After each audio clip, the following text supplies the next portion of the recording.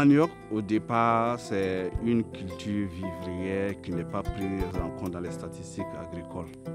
Même si les gens n'ont pas pris conscience, les gens comprendront que le manioc, c'est la culture d'avenir du Burkina, dont on a besoin aujourd'hui pour les questions de sécurité alimentaire.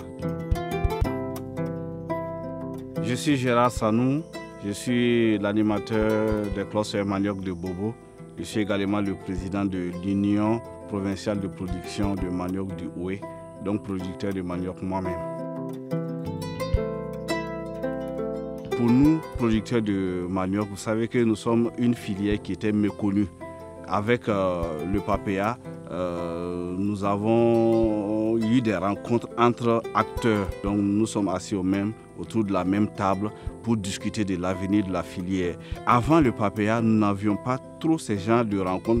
Nous évoluons beaucoup plus en rang dispersé. Le PAPEA nous a mis ensemble, organise pour nous ce que nous appelons les dialogues d'affaires pour réfléchir sur nos problèmes communs et viser les mêmes objectifs.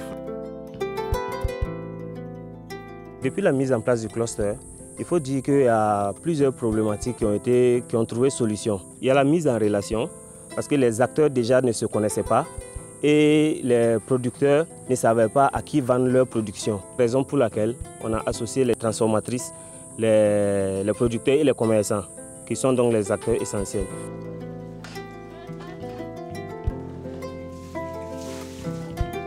Tous les autres maillons, à savoir la transformation, la commercialisation, savent qu'il faut venir soutenir la production à la base pour disponibiliser la matière première. Nous parlons vraiment le même langage.